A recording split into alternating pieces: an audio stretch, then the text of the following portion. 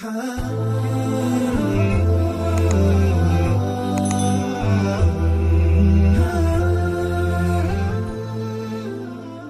الله الرحمن الرحيم. کتێبخانەی دەنجی ڕۆشنایی ئەم بەرهەمەتان پێشکەش دەکات. نامیلکەی کەنیزەک تەپڵی دەستی مولحیدان، نووسینی سەعەد عەبدولکەریم. ناسنامەی نامیلکە. ناوی نامیلکە کەنیزەک تەپڵی دەستی مولحیدان، نووسینی سەعەد عەبدولکەریم. پێداچوونەوەی لیژنەیەک لە مامۆستایان. خوێندنەوەی هێمن تۆفیق گەردی. کارە هونەریەکان هاوکار محەممەد حەسەن. ساڵی نووسین 2020. کۆی ژمارەی لاپەڕە 35 لاپەڕە. بە ناوی خودای گەورە و میهرەبان. دوای پێداچوونەوەی وردی نووسراوی برای بەڕێزمان سەعەد عەبدولکەریم کە داوایان کردبوو پێیدا بچینەوە، نووسینێکی کورت و پوخت و ڕوون و بەزانست و بەڵگە بوو. ماشا ئەڵڵا، خدای گەورە زیاتر زانین و کردار و تێگەیشتنی پێ ببەخشێت. دەستخۆشی لێ دەکەین خدای گەورە لێی قبول بکات و لە هەموانی قبول بکات. سوپاس بۆ خوای گەورە کە پوختەیەکی زۆر باش و سەرنجڕاکێش و بەزانست و بەپێز بوو. داوای سەرکەوتن و قبول دەکەین لە خدای گەورە بۆ ئێمە و بۆ براین و سەرمان. لیژنەی پێداچوونەوە 24 ئازاری 2020. پێشەچی لاپەڕە 6. سوپاس و ستایش بۆ خودای گەورە، سەڵاوات و سەلام بۆ سەرخۆشەویستمان پەیامبەری ئەکرەم. بەڕێزان و خۆشەویستان، لەم بابەتەدا پشتیوان بە خودا وەرامی ئەم چەند خاڵە دەدەینەوە. یەکەم، دەست بەسەر ئەسەبی چییە؟ کەنیزەک مەلەکول یەمین چییە؟ دووەم، بە کۆیلەکردن چۆن بووە پێش ئیسلام؟ سێیەم، مەرجەکانی بە کەنیزەکردن چییە و کێ دەکرێتە کەنیزەک؟ چوارەم، مافەکانی کەنیزەک چین؟ پێنجەم، ئەو کارانەی کە حرامن لە بابەتی کەنیزەکدا چین؟ شەشەم، بە کەنیزەکردن یان ئێهمالکردن؟ حەوتەم، جوداوازی سیستەمی ئیسلام و سیستەمی عەلمانیەت لە چارەسەریە و کێشانەی کە دوای جەنگ ڕوبەڕووی کۆمەڵگا دەبێتەوە. یەکەم، دەست بەسەر ئەسەبی چییە؟ کەنیزەک مەلەکول یەمین چییە؟ لاپەڕە 1. دەست بەسەر ئەسەبی بریتین لە دەستگیراوانی شەڕی نێوان مسلمانان لەگەڵ کافراندا جیهادی شەرعی. وشەکە زیاتر بۆ ئافرەت و منداڵان بەکاراتوە لە زمانی عەرەبیدا، چونکە زیاتر ئەو دوو چینە لە شەڕدا دەستگیر دەکرێن و بەگشتی پیاوان دەکوژرێن یان هەڵدێن لە شەڕدا. کەنیزەک مەلەکول یەمین لە ڕووی زمانەوانیەوە واتە ئافرەتانی ژێردەستەکراو یان دەستگیر کراو. لە ڕووی زاراوەی بەکارهێنانەوە ئیستیلاح ئەو ئافرەتانن کە لە شەڕی نێوان مسلمانان و نامسلماناندا دەستگیر دەکرێن و ڕاستپاردەی پیاوێکی مسلمان دەکرێن بە پێی ڕێوشوێنی شەرعی. وەک ئاشکرا لە ئیسلامدا بەگشتی دروست نییە لە شەڕدا پیاوی پیر و ژن و منداڵ و ئاژەڵ بکوژرێن و نابێدار و درەخت ببڕدرێنەوە و لەناو ببرێن با هی کافر و نامسلمانیش بن. لە ئیسلامدا ئەو ئافرەتانەی لە ناو سوپای بێباوەڕاندان بەڵام ڕاستەوخۆ شەڕ ناکەن، ئەوە دوای دەستگیرکردنیان ناکوژێن، بەڵکو ڕاستپاردە دەکرێن. ئەمەش کۆدەنجی زانایانی لەسرە وەک لە خوارەوە دەیخەینە ڕوو. ئیبن حەزم ڕەحمەتی خوای لێبێت دەفەرمێ زانایان کۆدەنگن لەسەرەوەی کوشتنی ئەو منداڵ و ژنە بێباوەڕانەی کە ڕاستەوخۆ شەڕ ناکەن حەڵاڵ نییە. ئیمامی نەوەوی ڕەحمەتی خوای لێبێت دەفەرمێ زانایان کۆدەنگن لەسەر کارکردن بەم فەرمودەیەی کە پێغەمبەر صلی الله علیه وسلم نەهی کردووە لە کوشتنی منداڵ و ژن و کوشتنی منداڵ و ژنان حرام دەکەن ئەگەر ڕاستەوخۆ شەڕ نەکەن. کەواتە ژنانی دەستگیر کراو لە جەنگدا حکمیان چی دەبێت؟ ئەمیر و خەلیفەی مسلمانان بڕیار دەدات لەسەر چارەنووسی ئەو دەستگیر کراوانە بەیەکێک لەو ڕێگانەی کە شەریعەتی ئیسلام دایناوە ئەوانیش یان بێ بەرامبەر ئازاد دەکرێن یان بە فیدیا ئازاد دەکرێن بە پارە یاخود دیل بە دیل یان دەکرێنە کەنیزەک. هەروەک خدای گەورە لە سوڕەی موحەممەد ئاەتی 4 دەفەرموێ فإما منا بعد وإما فداء حتى تضع الحرب أوزارها. واتە دەستگیرکراوانی جەنگ یان منەتیان بەسەردا بکەن و بێ بەرامبەر ئازادیان بکەن یاخود بەرامبەر بە فیدیەیەک ئازادیان بکەن. جا فیدیەکە پارە بێت یان دیل بە دیل بێت هەتاوەکو ئاثەواری شار تەواو دەبێت و کۆتایی دێت. چێ چارەنووسی ئەم دەستگیرکراوانە یەکلایی دەکاتەوە و بڕیاری لەسەر دەدات. دەبێت خەلیفەی مسلمانان چارەنووسی ئافرەتە دەستگیرکراوەکان بەیەکێک لەم ڕێگانە یەکلایی بکاتەوە. 1 بێ بەرامبەر ئازادکردن، 2 بە فیدیا ئازادکردن، 3 بە کەنیزەکردن. ئەم بڕیارەش خەلیفەی مسلمانان نابێت لە خۆیەوە بیدات بەڵکو سەیری بارودۆخی ئەو کاتە دەکات و کامەی بە ژەوەندی مسلمانانی تێدا بوو پێویستە ئەوەیان بکات. چەندین نمونەمان هەیە لە مێژوودا کە خەلیفەکانی مسلمانان ئافرەتی دەستگیرکراوی جەنجیان نەکردووە بە کەنیزەک و ئازادیان کردوون بەبێ بەرامبەر، وەکو سڵاحەددینی ئەیوبی لە جەنجی دژ بە خاچپەرستاندا ئافرەتانی دەستگیرکراوی بێ بەرامبەر ئازاد کردو نەیکردنە کەنیزەک. واتە مەرج نییە هەموو کات ئافرەتانی دەستگیرکراو بکرێنە کەنیزەک، بەڵکو بەپێی بارودۆخی ئەو کاتەی مسلمانان خەلیفەی مسلمانان ئەم بڕیارە دەدات و ڕەچاوی بەرژەوەندی گشتی دەکات.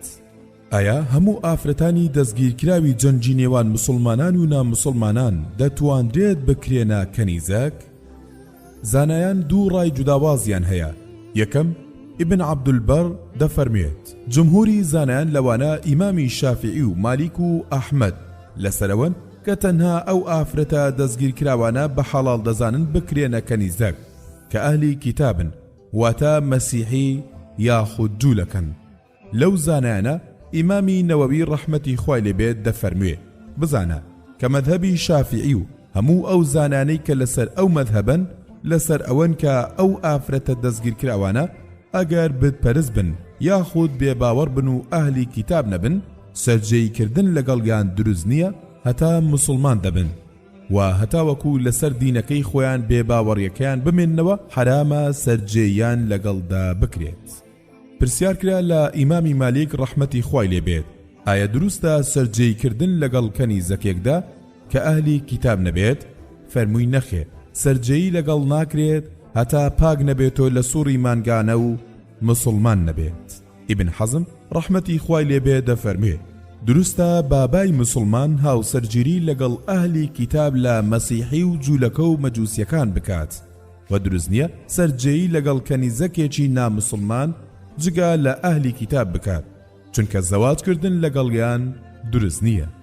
دووهەم بەشێکی تر لە زانایان وەکو ئیبن قودامە و ئەسسەنعانی و ئەششەوکانی ڕایان وایە کە دروستە هەموو ئافرەتێکی نامسلمان بکرێتە کەنیزەک، بەڵام دروست نییە بە زەواجی نیکاح ئەو کەنیزەکانە مارە بکەن کە ئەهلی کتاب نین، واتە دروست نییە بەلایەنەوە کەنیزەکی غەیری ئەهلی کتاب بکەنە هاوسەری هەمیشەییان. بۆ ئەم بابەتە دەتوانیت سەیری کتێب جامع ئەحکام النیسا بەرجی چارەم لاپەڕە 650 بکەیت. ئەی باشە بە کۆیلەکردنی پێش ئیسلام چی بوو؟ پێکەوە با بچینە سەر ئەم بابەتەش. پێش ئیسلام بە کەنیزەکردن چۆن بووە؟ دووەم باری دەست بەسەرانی جەنگ لە پێش ئیسلام چۆن بووە؟ لاپەڕە 7. پێش ئیسلام بە کەنیزەکردن نەبووە بەڵکو بە کۆیلەکردن هەبووە کە چەوسانەوەیەکی بێوێنە و تاڵ و خراپ و قێزەون بوو. هەر ئافرەتێک لە شەردا دەستگیر بکرایە ڕاستەوخۆ دەکوژرا یاخود دەکرا بە کۆیلە و بەندە. لێرەدا زۆر گرنگە بزانین بە کۆیلەگرتن و کەنیزەگرتن زۆر جوداوازن لە یەکتر، چونکە کۆیلە هیچ مافێکی نییە و گەورەکەی دەتوانێت هەموو کارێکی شیا و نەشیاوی پێ بکات و هەموو جۆرە سوکایەتێکیان پێکردووە و هیچ دەوڵەت و گروپێکیش نەبوون ببنە خەمخۆر و وەلی ئەمر و سەرپەرشتی بۆ ئەوەی هەر جۆرە مافێکی بۆ دابین بکەن. ئەوەی تەوژمی بە کۆیلەکردن و کۆیلایەتی بخوێنێتەوە لەبەر تەوژمی ئیلحاد و کوفر و شیرک و بتپەرست و خاچپەرست و ئاگرپەرست و تەنانەت بەناو فەلسەفیەکان و دانایانی یۆنانی و هاوشێوەکانیان بێزی لە مرۆڤ و مرۆڤایەتی دێتەوە و مەیلی ئەوە دەکات پڕ بە گەروی هاوار بکات لە تاو ئەوەی بەسەر مرۆڤایەتی و ئافرەت بە تایبەتدا هێناویانە. بەڵام لە ئیسلامدا بە کۆیلەکردنی خەڵکی حرامە بە تێگەیشتنی جاهیلی بۆ کۆیلە و بەو شێوازەی ئەوان، بەڵکو ژنانی ئەهلی کتاب کە دەستگیر دەکرێن دەتواندرێت بکرێنە کەنیزەک کە ئەویش جۆرێکە لە هاوسەرگیری و دەوڵەت دەبێتە وەلی ئەمری ئافرەتەکە و مافەڕەوەکانی بە پێی شەریعەتی دادپەروەری ئیسلام بۆ دەستەبەر دەکات و چاودێری ژیان و گوزەرانی دەکات. کەوا بێت ئیسلام چ گۆڕانکاریەکی هێناوە بۆ ئەم باسە، با پێکەوە گوێ بگرین. سێهەم، مەرجەکانی بە کەنیزەکردن چین لە ئیسلامدا. لاپەڕە 8. یەکەم، پێویستە ئەو ئافرەتە لە ڕیزی سوپای بێباوەڕان دابوو بێت واتە بەشداری شەڕەکەی کرد بێت. دووهەم، پێویستە ئەو ئافرەتە ئەهلی کتاب بێت واتە مەسیحی یاخود جوولەکە بێت، جگەل لەو دوانە ناتواندرێت بکرێتە کەنیزەک و سەرجێیی لەگەڵ بکرێت. ئەمە لەسەر ڕای ئەوانەی کە باسمان کردن و وتمان پێیان حرام بووە جگەل لە ئەهلی کتاب بکرێنە کەنیزەک. سێیەم، پێویستە هەر پیاوێکی مسلمان بە پێی گرێبەستێک کە لە نێوان دەوڵەت و پیاوە مسلمانەکان دەبەسرێت ئافرەتەکە بکاتە کەنیزەکی خۆی وەکو گرێبەستی هاوسەرگیری کە دوایش دەوڵەت چاودێری پیاوەکە دەکات لە چۆنیەتی هەڵس و کەوتکردن لەگەڵ ئافرەتەکەدا. ئەگەر بزاندرێت ئەو پیاوە بە شێوەیەکی نامرۆڤانە هەڵس و کەوت لەگەڵ ئافرەتەکەدا دەکات، دەوڵەت بۆی هەیە گرێبەستەکەی هەڵوەشێنێتەوە و ئافرەتەکەی لێ بسەنێتەوە و هەر پیاوێک بەبێ هەبوونیام گرێبەستە سەرجەی لەگەڵ ئافرەتێکی دەستگی کراودا بکات حەدی زینای لەسەر جێبەجێ دەکرێت. ئیمامی شافعی ڕەحمەتی خوای لێبێ دەفەرمێ ئەگەر پیاوێکی مسلمان سەرجەی لەگەڵ کەنیزەکێک کرد بەبێ بەستنی هیچ گرێبەستێک، ئەوە کەنیزەکەکەی لێ دەسەندرێتەوە و حەدی زیناشی لەسەر جێبەجێ دەکرێت، جگەل لە پیاوێک کە بەم حوکمەی نەزانی بێت و زانستی نەبوو بێت دەربارەی. ئایا کەنیزەک لە ئیسلامدا چ مافێکی دەستەبەر کراوە؟ چوارەم، مافەکانی کەنیزەک چین لە ئیسلامدا. لاپەڕە 10. یەکەم، دەبێت ئەو پیاوە شوێنی نیشتەجێبوونی بۆ دابین بکات. دووهەم، دەبێت لە هەمان ئەو جلو بەرگەی بۆ بکات کە بۆ ماڵ و منداڵەکەی دەکات. سێهەم، دەبێت لە هەمان جۆریە و خواردنەی بداتێ کە پیاوەکە خۆی و ماڵ و منداڵەکەی دەیخوات. چارەم، نابێت ئیشێکیان پێبست پێدرێت کە لە توانایاندا نەبێت. بەڵگەمان چییە بۆ ئەم قسانەمان؟ پێغەمبەر صلی الله علیه وسلم دەفەرموێ ئەوانە خوشک و براتانن، خدای گەورە خستونیەتە ژێردەسەڵاتی ئێوە، لەو خواردنیان بدەنێ کە خۆتان دەیخۆن، لەو پۆشاکیان بدەنێ کە خۆتان دەیپۆشن، ئیشێکیان پێمەست پێرن کە لە توانایاندا نییە، ئەگەریش ئیشێکتان پێسپاردن یارمەتیان بدەن. پێنجەم، نابێت بە هیچ شێوەیەک سوکایەتیان پێ بکرێت، تەنانەت بۆی نییە پێی بڵێت عەبدەکەم یاخود هەر وشەیەکی تر کە سوکایەتی پێکردن بگێنێت. شەشەم، لە مێردە کۆنەکەی چەند منداڵی بۆ بەجێما بێت دەبێت ئەم پیاوە هەمویان بەخێو بکات و نابێت بە هیچ شێوەیەک منداڵەکان لە دایکیان جیا بکەنەوە. پێغەمبەر صلی الله علیه وسلم دەفەرموێ هەر کەسێک منداڵ و دایکەکەی لە یەک جیا بکاتەوە، خدای گەورە لە قیامەتدا لە خۆشەویستانی جیا دەکاتەوە. هەفتەم، کاتێک ئەم کەنیزەکە منداڵی دەبێت لەو پیاوە، ئەوە دەبێتە خێزانی هەمیشەیی ئەو پیاوە، بە مردنی پیاوەکەش ئەو ژنە دەبێتە کەسێکی ئازاد، تەنانەت ئەگەر منداڵەکەی لە باریش بچێت یان بۆ ماوەیەکی کەمیش بژێت. هەشتم، ئەو منداڵەی لەم پرۆسەیەدا دروست دەبێت کەسێکی تەواو ئازادە و هەموو مافێکی هەیە وەک هاوڵاتیەکی پلەیەک لەو وڵاتەدا. تەنانەت لە مێژووی ئیسلامدا منداڵی کەنیزەک بۆتە خەلیفەی مسلمانان، وەکو خەلیفە موعتەسەم بیللە کە دایشی کەنیزەکێک بووە و ناوی ماریدە بووە. نۆیەم، نابێت بە هیچ شێوەیەک زۆری لێ بکرێت بۆ گۆڕینی ئاینەکەی. لا ئیکراهە فی الدین. دەیەم ئەگەر پیاوێک لە کەنیزەکەکەی بدات سنت وایە ئازادی بکات وەکو کەفارەتێک بۆ ئەو تاوانەی کە کردوویەتی. لە عومەری کوڕی خەتابەوە وتی گوێم لە پێغەمبەر صلی الله عليه وسلم بوو فەرمووی هەر کەسێک لە ژێر دەستەکەی بدات کەفارەتەکەی ئەوەیە کە ئازادی بکات. یازدەم ئەگەر ئەم ئافرەتە ڕازی نەبوو بەم کەنیزەک بوونە ئەوە مافی ئەوەی هەیە کە خۆی ئازاد بکات لە بەرامبەر فیدیەکدا. جا فیدیەکە پارە بێت یاخود ئیشکردن بێت بۆ خاوەنەکەی بۆ ماوەیەک و بەو بڕێی کە ڕێک دەکەون لەسەری. ئەمەش لە قورئاندا بە ئەلکیتابە گرێبەستی ئازاد بوون ناسراوە و قورئان مسلمانانی هانداوە کە ئەگەر ژێردەستەکانیان داوای گرێبەستی ئازاد بوونیان کرد ئەوە بە گرێبەستیان بۆ بنووسن. تەنانەت پیاوانی مسلمان هاندەدات کە پارە بدەنە کەنیزەکەکان بۆ ئەوەی بتوانن خۆیانی پێڕزگار بکەن. هەروەک پەروەردگار لە ئاەتی 33 سوڕەی ئەن-نور دەفەرموێ وليستعفف الذين لا يجدون نكاحا حتى يغنيهم الله من فضله والذين يبتغون الكتاب مما ملكت أيمانكم فكاتبوهم إن علمتم فيهم خيرا وآتوهم مما لله الذي آتاكم ولا تكرهوا فتياتكم على البغاء إن أردنا تحصنا لتبتغوا عرض الحياة الدنيا ومن يكرههن فإن الله من بعد إكراههن غفور رحيم. واتە ئەو کەنیزەکانەی دەیانوێت خۆیان بکڕنەوە ئەوە لەگەڵیاندا ڕێک بکەون و ڕێگەی ئازادیان بۆ ئاسان بکەن ئەگەر خێرتان تێدا بەدی دەکردن و لەو ماڵ و سامانەی کە خوددا پێی بەخشیون بەشیان بدەن بۆ ئەوەی خۆیانی پێ ئازاد بکەن. تێبینی تاکە مافێکە کەنیزەک نیەتی لە کاتی پێدانیدا بە پیاوێک مافی هەڵبژاردننی ئەو پیاوەیە بە دڵی خۆی چونکە ئەم ئافرەتە لە شەڕدا دەستگیر کراوە. هەتا ئەم سەردەمەی خۆشمان لە یاسای هیچ وڵاتێکدا نییە کە ئەسیری جەنگ بەم شێوەی ئیسلام مامەڵەی لەگەڵدا بکرێت. هیچ یاسایەکی زەمینی جوداوازی نەکردووە لە نێوان ئەسیری ژن و پیاو لە شەڕدا. لە زۆرینەی زۆری حاڵەتەکاندا ڕاستەوخۆ حکمی ئیعدامی بەسەردا دەسەپێنن یاخود زیندانی هەتا هەتایی دەکرێت.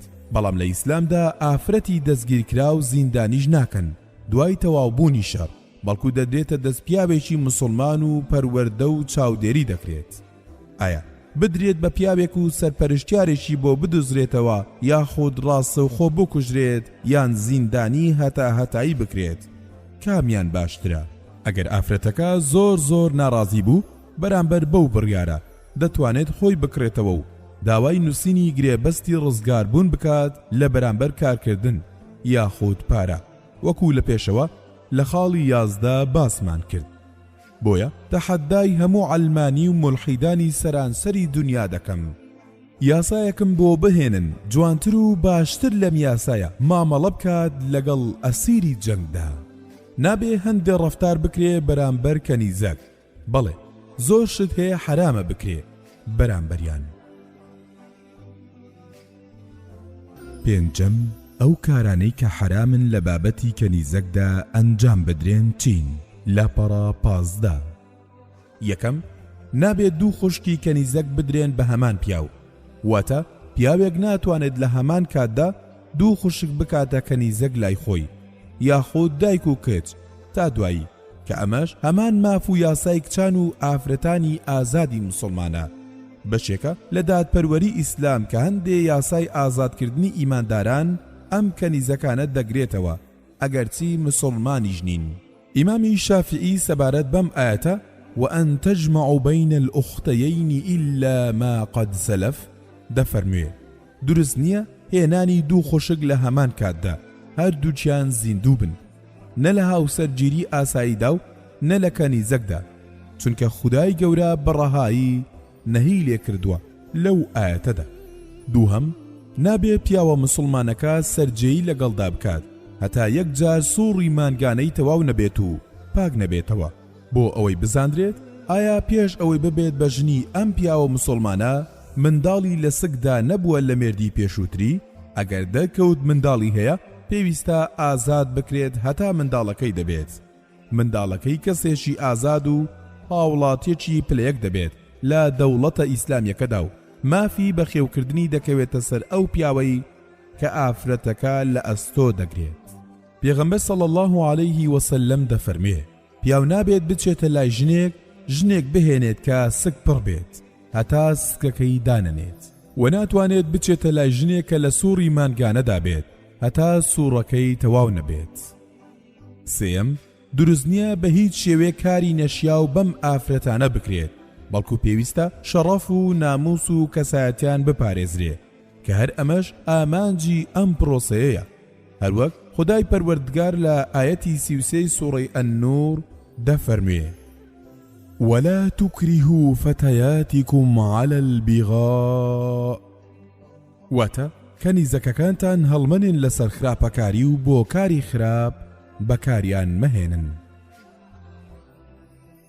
شەشەم، بە کەنیزەکردن یان ئێهمالکردن لاپەڕە 17. گرنگترین خاڵ لەم بابەتەدا ئەم خاڵەیە، چونکە هۆکاری سەرەکی هەڵەتێگەیشتنی مولحید و عەلمانیەکانە بۆ ئەم بابەتە. ئەوان وا دەزانن بە کەنیزەکردن بۆ بە کۆیلەکردنی ژنانە و تاکە ئامانج لێی زەلیلکردنی ژنانە و بەکارهێنانیانە وەکو ئامێرێکی سێکسی و تەنها بۆ چێژوەرگرتنیانە، و هەمیشە بە جۆرێک باسی کەنیزەک دەکەن کە ئافرەتێکە زنجیر کراوەتە گەردەنی و سوکاتی پێدەکرێت و لە ماڵێکدایە خزمەتی کۆمەڵێک پیاوی شەهوەتباز و داوێن پیس دەکات کە ئەم تێڕوانینەی خۆیان بۆ بابەتەکە کردووە بە چەند فلیم و دراما و شانۆیەک و هەر پۆستێکیش دەکەن لە تۆڕە کۆمەڵاتیەکان وێنێکی ئەم فلیمانە بەکاردەهێنن کە کۆمەڵێک ئافرەت بە زنجیر بەستراونەتەوە و لە بازاڕی مسلماناندا کڕین و فرۆشتنیان پێوە دەکەن و پیاوە شەهوەتبازەکان داوێن پیسیان پێوە دەکەن بۆ چەواشەکردنی خەڵکی و ناشیرین پیشاندانی بابەتەکە.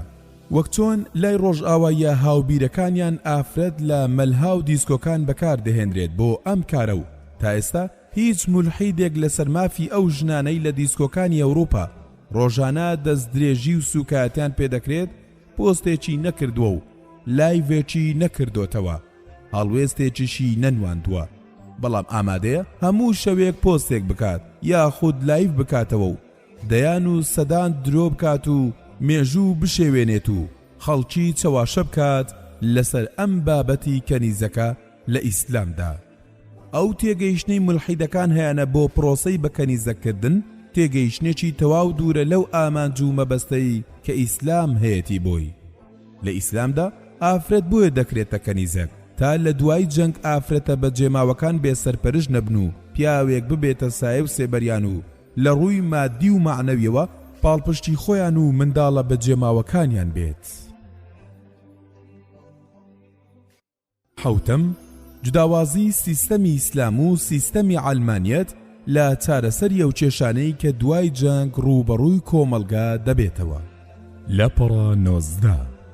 ئیسلام بۆ هەموو کێشە کۆمەڵاتی و ئابووری و سیاسیەکان باشترین چارەسەر و نایابترین پرۆژەی هەیە. لە ئیسلامدا ئامانج پاراستنی بەهای مرۆڤە، واتە هەموو شتەکان دەبێت بخرێنە خزمەتی مرۆڤەوە و باشترین چارەسەر دابنرێت بۆ ڕزگاربوونی مرۆڤەکان لە هەر کۆسپ و تەگەرە و ناخۆشیەک. بەڵام لە عەلمانیەتدا ئامانج بەدەستهێنانی ئابووری و پارەیە، واتە مرۆڤایەتی دەخرێتە خزمەتی پارەوە، چێ پارە و هێزی زیاتر بوو ئەوە باشترینە. بۆیە کاتێک وڵاتان داگیر دەکەن تاکە شت بەلایەنەوە گرنگ بێت چۆنیەتی بردننی سەروەت و سامانی ئەو وڵاتەیە، ئیتر خەڵکەکەی لە برسا دەمرن، دەکوژرێن، کە مندام دەبن، منداڵ و ژن بێسەرپەرشت و هەتیو دەکەون، تا دوایی ئەمانە هیچ بەهایەکیان نییە لای دەسەڵاتدار و سیستەمی عەلمانیەت. لە بەرامبەردا ئەو سیستەمەی ئیسلام دایناوە بۆ بارودۆخی دوای جەنگ چەندین کاریگەری زۆر باشی هەبووە لە کۆمەڵگادا. لەوانە یەکەم، ئافرەتی بەجێما و لە شەڕ بێ سەرپەرش ناکەون و پیاوێک دەبێتە سەرپەرشتیان و کاروباری ڕۆژانیان لە ئەستۆ دەگرێت. بەڵام لە سیستەمی عەلمانیەتدا هیچ هەژمارێک بۆ ئەم ژنانە نەکراوە کە مێردەکانیان لەدەستداوە لە شەڕەکەدا. با بە نمونەیەکی واقعی بەراوردێک بکەین لە نێوان سیستەمی ئالمانی و سیستەمی ئیسلامدا. کاتێک ئەمریکا عێراقی داگیر کرد بە پێی راپۆرتێکی ڕۆژنامەی ڕۆیتەرز، ڕێکخراوی IBC بەهۆی جەنگی ئەمریکاوە بۆ سەر عێراق زیاد لە 1,500,000 ئافرەت بێوەژن کەوتون و بە پێی راپۆرتێکی یونیسێف زیاد لە 4 ملیۆن منداڵ بێ سەرپەرشت کەوتون لە عێراقدا. ئایا ئەمریکا چی کرد بۆ ئەم ژن و منداڵانە؟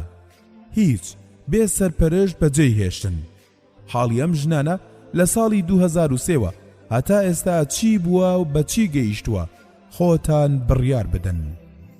بەشێکیان خۆیان و منداڵەکانیشیان سوال دەکەن بۆ بەدەستێنانی قوتی ژیانیان کە ڕۆژانە سوکایەتێکی زۆریان پێدەکرێت کە ئەگەر پێی بڵێ دووەرە بتکەمە کەنیزەک و ئەو مافانت دەدەمێ کە پێشتر ئاماژەمان پێدا، نەک هەر ڕازی دەبێت بەڵکو هەزاران جاریش سوپاست دەکات.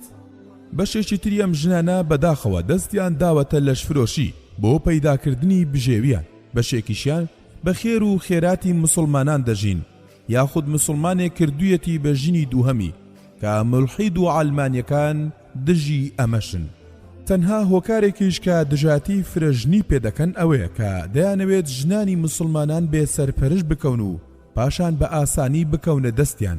هەموو هەوڵی عەلمانیەت بۆ ئافرەتەوەیە کە ئەو ئافرەتە دابڕن لە باوک و برا و مێردەکەی بە ناوی ئازادی و مافی ئافرەت، پاشان ئافرەتێکی بێکەس و بێ سەرپەرشت بە ئاسانی بکەوێتە دەستیان و ئەوانیش چی نەشیاوە لەگەڵی بکەن و بیکەنە مۆدێل و ڕێکلامی جلوبەرگ و پێڵاو و سابون و عەلاگە و هەموو شتێکی شیاو و نەشیاو.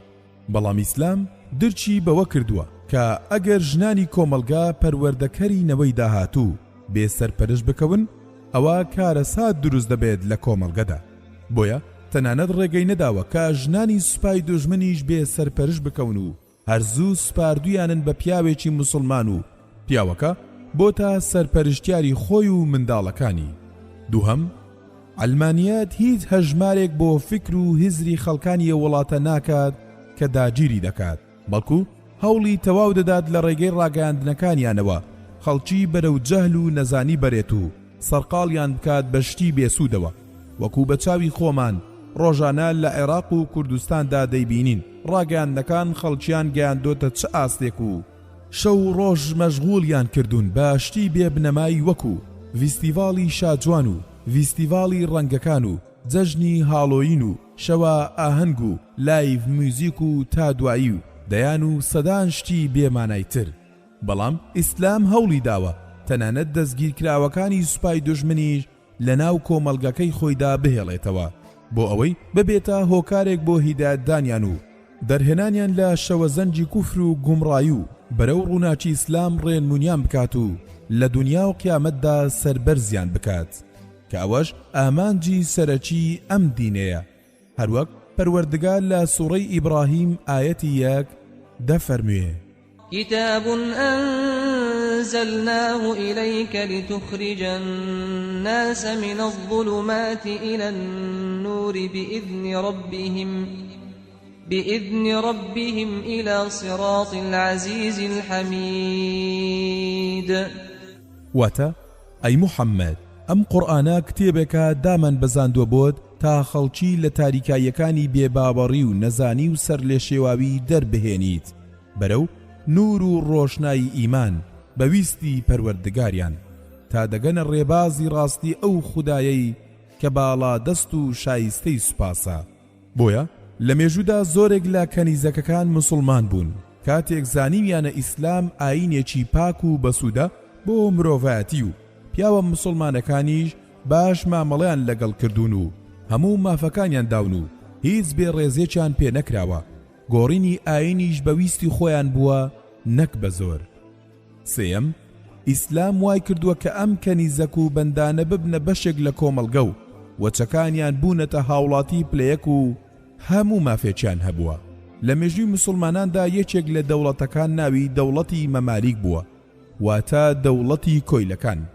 مەمالیک ناوەکەیان لەوەوە هاتووە کە نەژادیان دەگەڕێتەوە بۆ کۆمەڵێک بەندەی بەدیلگیرا و لە جەنجی مسلمانان بەرامبەر بێباوەڕان. منداڵ و وەچەکانیان هاوڵاتی پلەیەک بوون لە کۆمەلگەدا. هێندە خاوەن ماف بوون توانویانە ببنە دەسەڵاتداری مسلمانان و زیاتر لە 2 سەدە و نیو حکمی میسر و شام و عێراق و هەندێک لە بەشی نیمچە دوورگەی عەرەبی بکەن لە ساڵی 1250 تا 1570 میلادی. بەڵام ئەڵمانیەت هەر وڵاتێکی داگیر کردبێ، کۆمەڵێکی دز و جەردە و مافیا و ئەڵقەڵەگوێی خۆی کردو بە سەرکردیان کە هەر ڕۆژە و جۆرە نەهامەتی و قەیرانێک بەسەر میلەتەکەدا دەهێنن. ڕۆژ بە ڕۆژ ژیانی خەڵک قورستر دەکەن و زیاتر وڵاتەکە بە قوڕدا دەبن بۆ ئەوەی هەرگیز خەڵکیە وڵاتە نەتوانێت پێیان بڵێت ئێوە داگیرکردن و سەروەت و سامانی وڵاتان دزیون و بچنە دەرەوە لە ژیانمان. ئێوە ئێمەتان کردووە بە کۆیلەی پێش ئیسلام و هیچ مافێکی سەرەتاییمان پێڕەوا نابینن. سوێند بە خوای گەورە، کۆیلەکانی سەردەمی ئیسلام زۆر لە خەڵکە بە هەژمار ئازادەکەی وڵاتانی داگیرکراوی ئەمریکای ئێستا و بەریتانیا و فەڕەنسا و ئیتاڵیای جاران خۆشتر و باشتر ژیاون و مافەکانیان زیاتر دابین کراوە. مێژوو پڕپڕە لە وێنە و چیرۆکی قێزەونی دەسەڵاتدارانی ئەڵمانی بەرامبەر وڵاتانی مسلمانی داگیرکراو. لەبەر درێژ نەبوونەوەی بابەتەکە نامانەوێت ئاماژەیان پێ بکەین. خەڵکیان کردووە بە کۆیلا لەم سەدەی 21دا، بەڵام لە ڕێی ڕاگەیاندەکانەوە لە ڕێی بەچکە مولحیدا بەزی و نەزۆکەکانیانەوە داکۆچی لە مافی کۆیلەکانی 14 سەدەی پێش ئێستای ژێر دەسەڵاتی مسلمانان دەکەن و فرمێسکی تیمساحیان بۆ دەڕێژن. چارەم، ئیسلام نەک هەرسوکاتی بە ژێردەستەکان نەکردووە، بەڵکو بە گەورە باسی کردوون و پاداشتەکەی بە 2 بەرامبەر بۆ هەژمار کردوون ئەگەر بێت و مسلمان بن. ئەوە 2 پاداشتیان بۆ هەیە. یەکەم، پاداشتی گوێڕالی خوددا، دووهەم، پاداشتی گوێڕالی خاوەنەکانیان. ئەم تێڕوانینەی ئیسلام بۆ بەندەکان وای کردووە کە سەحابێکی بەڕێزی وەکو ئەبوو هورێرا بڵێت بەندەکان 2 پاداش وەردەگرن، سوێند بەو زاتەی جانی منی بەدەستە. ئەگەر لەبەر جیهاد و حەج و مافی دایکم نەبوایە ئەوە حەزم دەکرد بە بەندەیی بمرم. پێغەمبەر صلی الله علیه وسلم لە چەندین فەرمودەدا ئامۆژگاری شوێن کەوتوانی کردووە بەوەی کە زۆر باش من لەگەڵ کەنیزەک و ژێردەستەکانیاندا. لا فەرمودەیەکدا پێغەمبەر صلی الله علیه وسلم دەفەرمێ هەر پیاوێک کەنیزەکێکی لابوو بە جوانی فێری کرد و بە جوانی پەروەردەی کرد و فێری ئادابە جوانەکانی کرد، پاشان ئازادی بکات و پاشانیش بیخوازێت بە عەقدی زەواج و بیکاتە ژنی هەمیشەیی خۆی، ئەوە لە قیامەتدا 2 جار پاداش دەدرێتەوە، پاداشتی پەروەردەیەکی جوان و پاداشتی ئازادکردن و هێنانی. ئەمە ئامانجی ئیسلام بۆ لەم بابەتەدا ڕزگارکردنی ئافرەتێکی بێکەس، سەرپەرشتیکردنی، پەروەردە و فێرکردنی ئاداب و ڕەوشتی جوان، پاشان ئازادکردنی، پاشانیش زەواجکردنێکی هەمیشەیی. ئێستاش کاچی مولحید هاتووە بە عەقڵێکی بۆش و ناخێکی بۆگەن و هزرێکی لەرزۆکەوە خۆی کردووە بە داکۆچیکاری مافی ژێردەستەکانی 14 سەدە پێش ئێستا و چاوی داخستووە لە ئاست ئەو هەموو داگیرکاری و کۆیلایەتی وەحشیگەرانی ڕۆژانە بەبەرچاویەوە ڕوودەدات لەسەر دەستی دەسەڵاتدارانی ئەڵمانی و شیعی و لادینەکانی هاوبیریەوە.